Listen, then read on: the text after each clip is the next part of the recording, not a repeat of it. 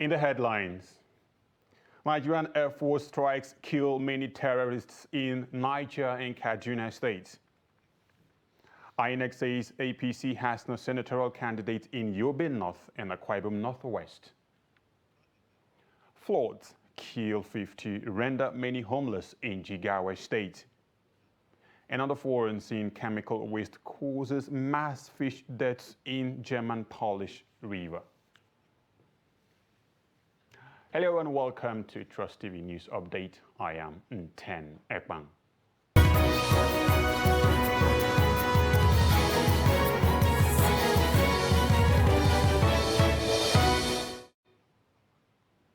Another news in full, we begin by saying happy anniversary to all of us here at Trust Television as we begin the marking of our first anniversary. Officers of the Nigerian Air Force NAF at the weekend killed many terrorists during airstrikes in Niger and Kaduna State. NAF spokesman Air Commodore Edward Kabwe disclosed this to reporters in Abuja on Sunday. He said NAF aircraft struck terrorist gathering at Kurebe in Shiroro local government area of Niger State following intelligence report that a large number of terrorists had assembled for an important meeting hosted by Boko Haram terrorist commander. The airstrikes came hours after a coordinated joint air and ground operations neutralized several terrorists operating around Tamba-Galabi axis in Chikun local government area of Kaduna State. And terrorists abducted some passengers on Saturday in broad daylight at Dusin Kura on Katsina Batsari Road. The persons who were kidnapped around 2:30 p.m. include women and children, as well as a lecturer of Cherish International University in Batsari. Trust TV's Abdullahi Yamade reports that Dutsen Kura is one of the notorious spots on Katsina Batsari Road where armed robbery and kidnappings occur daily. Travelers along Katsina Batsari Road are calling on security operatives to mount roadblocks or ensure frequent patrols of the area to ensure security on the road. Residents of Zamfara State are living in fear of being attacked, abducted or killed by terrorists and have come to see insecurity as a regular part of their daily lives. As a result of deep distrust, residents no longer extend the usual hospitality to visitors and strangers for fear that there could be terrorist informants. Silas Adamu sampled the opinion of some residents in Gusau, the state capital. His report will come in our subsequent bulletins. The Inspector General of Police, Usman Baba, has ordered all commissioners of police across the 36 states of the Federation, as well as the FCT, to deploy watertight security arrangements to cover hospitals and health workers. Baba gave the directives while reviewing the general security situation in the nation after receiving reports from commands and formations across the country. Spokesman of the police, Olumuyiwa Adejobi, who disclosed this through a statement released on Sunday, said heads of police in the states were also directed to ensure schools and other critical national infrastructure in their domains were secured. The police chief specifically ordered the commissioners of police to ensure that there were regular patrols, stop and search operations, raids and show of force by tactical commanders to clamp down on pockets of crime and criminality being recorded in some states of the Federation. Residents of Makurdi, the Benue State capital, have expressed mixed reactions to the restriction placed on commercial motorcyclists, also known as Okada, in the state. The restriction limits the operations of commercial motorcycles from 6 a.m. to 8 p.m. The report. Benue State has not been spared the negative impact of motorcycle operations in recent times, hence the restriction in the operational hours of operators. A check around the city center reveals that while some say they have complied, others are still in the business beyond 8 p.m. against the government's order. Duty of the security to arrest anybody who is violating the rule, because some policemen do work in the night. Or anything happening there, they will be replaced, or the name Okada will be implied using it as an Okada man. So if they arrest such a person, bring your ID card, where are you from, where are you working in the night? it will be very simple to clear this issue. But to me, I think I'm very, very, very much happy because our life is very important and our security too is very, very important. Although workers in the state say the restriction is a good policy, they however noted that it does not favor those whose assignments run into the night. Okada by 8 o'clock, to me as a person, I think it's uncalled for. Yes, because we have different intervals at which people carry out their work activities and their businesses. Yeah, so I think bringing or restricting them by 8, restricting the movement of Okada by 8, to me I think is uncalled for. Government of Benue State believes that the restriction in the operation of Okada riders from 6 a.m. to 8 p.m. daily would help improve the security situation across the state. To stop Okada by 8 o'clock in Makurdi is good because 70% of we Okada we take risk in the night because some other boys they are jobless, they don't have nothing doing. They believe that they will use somebody's blood and survive, which is they're killing us in the night. Due to people stop Okada in Makurdi by 8 o'clock is very good because it's for our own safe, and to help our life. The government of Benue State believes that the restriction in the operation of Okada riders from 6 a.m. to 8 p.m. daily would help improve the security situation across the state. We now go back to our earlier story where we told you that residents of Zamfara State are living in fear of being attacked, abducted or killed by terrorists and have come to see insecurity as a regular part of their daily lives. As a result of deep distrust, residents no longer extend the usual hospitality to visitors and strangers for fear that there could be terrorist informants. Silas Adamu sampled the opinions of some residents in Gusau, the state capital. His report is here presented in our studios. Activities of bandits in Zamfara State, northwest Nigeria, have tremendously changed the way residents live their lives in the state. According to some residents, there are two groups of people in the state. Firstly, there are people who live under the fear that they could be attacked, kidnapped or killed, either in the houses, farmlands or roads. On the other hand, there are residents who have resigned themselves to fate that insecurity has come to be part of their lives, therefore, they have no reason to fear. The sad thing in that insecurity has created distrust among residents, so they do not share their movements with neighbors or family members because of the fear of bandits, informants who have been described as more dangerous than the bandits themselves. All the majority is still living in fear. You cannot trust anyone. Nobody will know your movement because the person close to you can be an informant. A civil society activist, Musa Aboki, said some communities have established early warning and early response as one of the security measures to protect members of their community from the suspected bandits attacked. For us that are working in the area of peace building, we have seen how the insecurity has defined the lives of our people in Zamfara State in two ways. One, it has to do with those who have believed that it is a natural phenomenon that has come to stay and we should be able to continue with our normal businesses. The insecurity has adversely affected the education and health sector, as teachers and health workers do not want to go to work in rural communities which are vulnerable to bandit attacks for fear that they could be attacked and be kidnapped ransom by suspected bandits. And this is not only left to teachers alone. We see a situation whereby a younger brother being an informer to kidnap his elder brother. We see instances whereby a son contributed to the kidnapping of his father. All this as a result of inciting fear by the bandit or as a result of one factor or the other.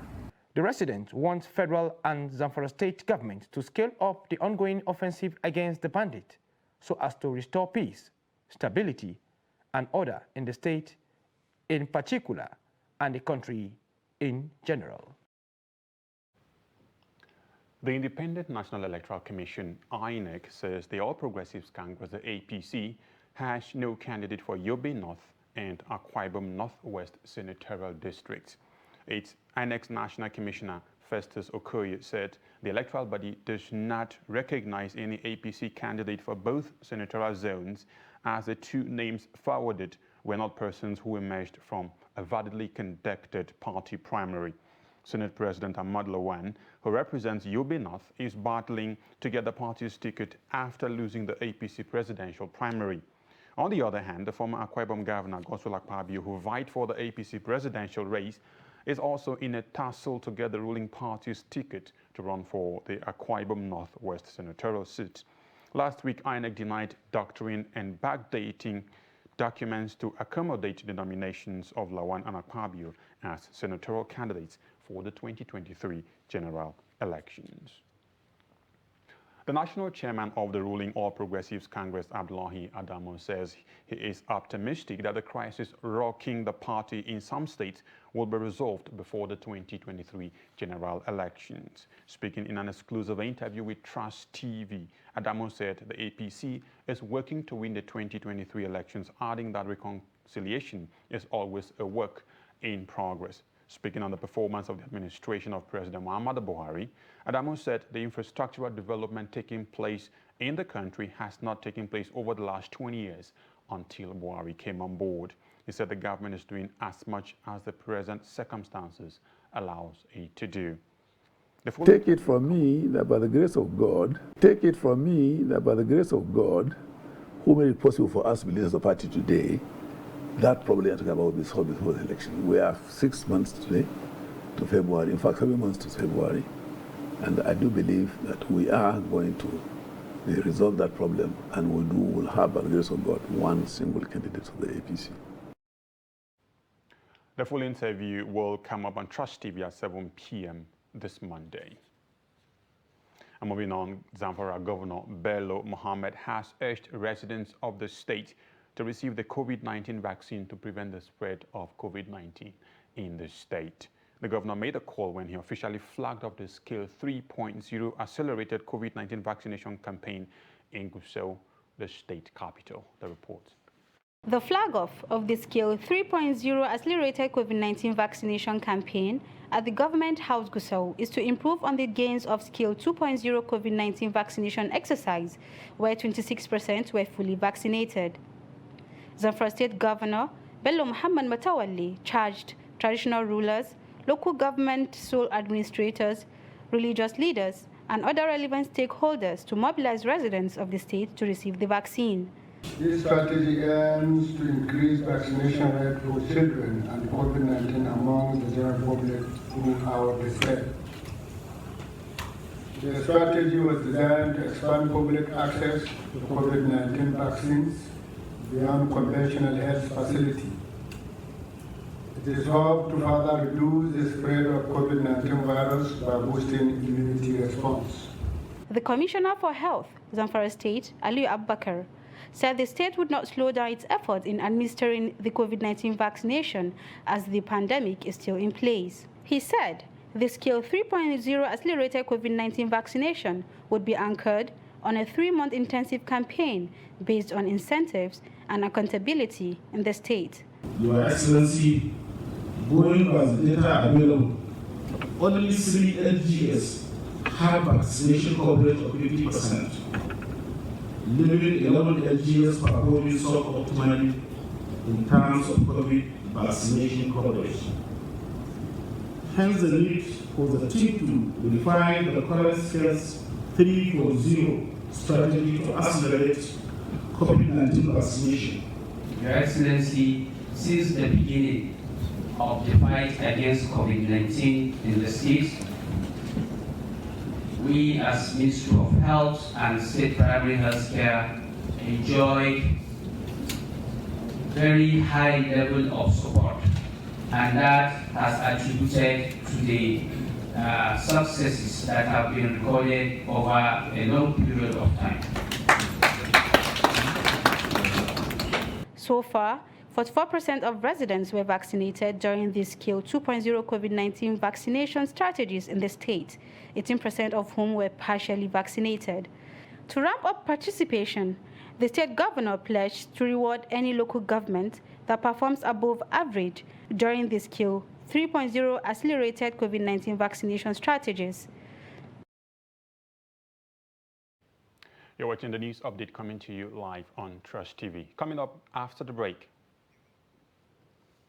art as a means of self-reliance. Do stay with us.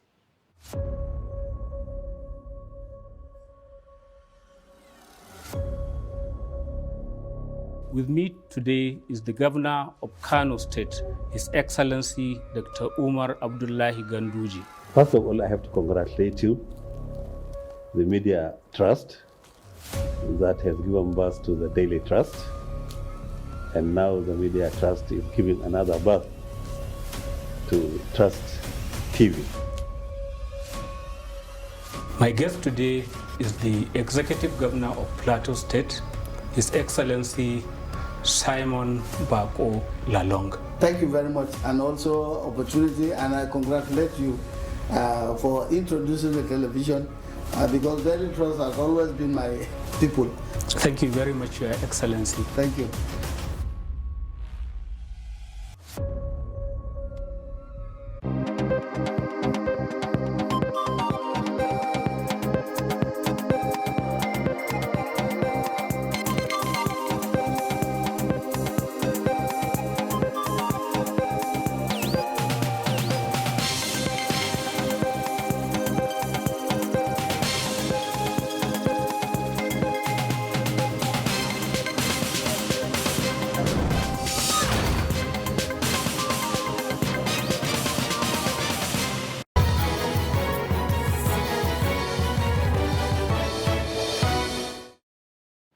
Welcome back. You're watching the news update coming to you on Trust Television. Let's remind you of our top stories.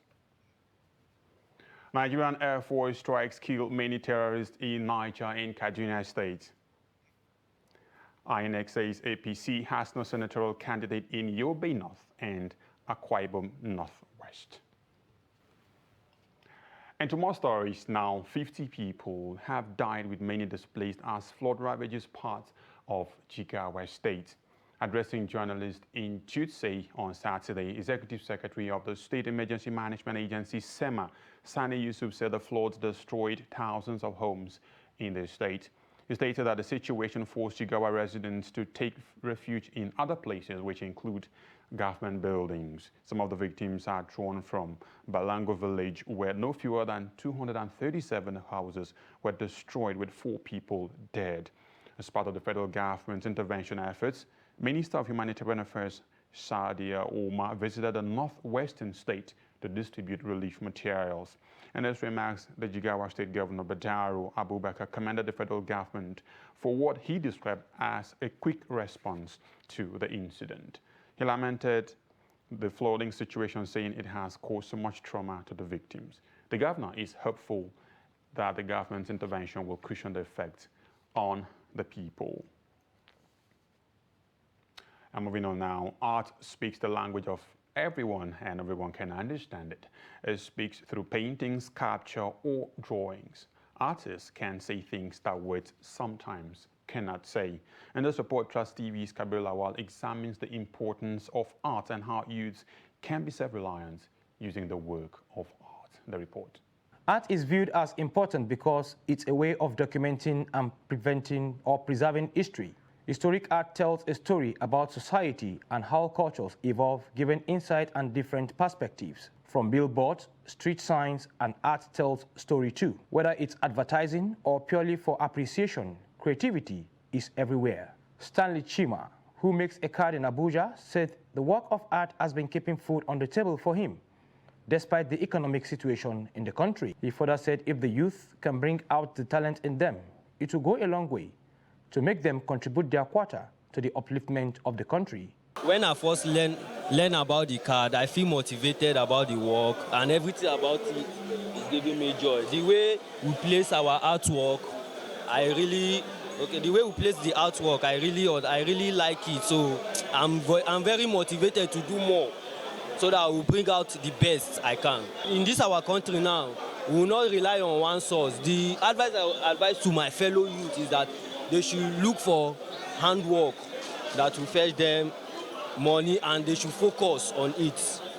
Stanley Chima also added that the art is a great way to calm yourself and decrease threat levels, calling on governments and well-to-do individuals to complement youth's effort to be more productive. The federal government should please and encourage we the youth that are looking for work to have something to survive, because some of our youth are on the street doing some kind of things which is not common. So I will advise the government to come outside and encourage us and create job opportunity for us. From these accounts, the importance of arts cannot be overemphasized in any given society. Kabir Lawal, Trust TV News, Abuja. Days after the reopening of Abuja's largest park, desperate fun seekers yearning to unwind at the famous Millennium Park were seen defying a cold, rainy weather to access the facility. Trust TV's Shafiu Suleiman captures the moment some of the fun seekers dared the heavy downpour to relax after their busy working days. The report. Behind me is the entrance of the Millennium Park. You know, a park that was conceived, designed and constructed some 22 years ago here in Abuja, Nigeria's capital, to provide avenue for fun seekers, you know, to find time, you know, to relax, and of course after the day's job. It also create, or rather provide an avenue for Abuja residents, you know, to, carry out various, you know, ceremonies like picnics, like birthday parties and what have you. But it was shut down, you know, on the 21st of December 2020 as a result, you know, of the COVID-19 pandemic. You know, since it was shut down, Abuja residents have been finding it a little bit difficult, you know, to access this facility and of course find time to relax. But now that the ban has been lifted precisely on the 1st of August this year, fun seekers are trooping in spite of the weather. For instance, today has been a rainy day, very chilly, and of course as the rain still drizzles, you find people coming in to catch fun or to have one or two events for themselves and their friends. But then they are also concerned about some of the guidelines that have been provided as a result of the COVID interventions, if you like, or restrictions. We'll talk to one of them here to tell us how exactly they are finding this regulation. This is a period where the children are on holiday, and of course, having stayed in school for quite a number of weeks, I think that the period they are home, they need to have some time for relaxation. And of course, that is the basis why we felt as family we should come out here to have the serene, enjoy the serene weather and have ourselves relaxed under this very nice atmosphere of Millennium Park. On arriving here, we were told that each person were required to present their evidence of vaccination of COVID-19 vaccine. And of course, it became a thing of a surprise to all of us, because when it was officially declared open, we never knew about this guideline. It was just on arrival to this place that was made known to us. I am very since the weather is the rain is drizzling now, so it will be more fun. Of course, it shows that they are really interested in accessing this facility anytime, any day. The shutdown that took place for over 2 years must have put them on the edge, and now they are hungry, to visit this facility once again. From Millennium Park in Abuja, Nigeria's capital, Shafiu Suleiman, Trust TV News.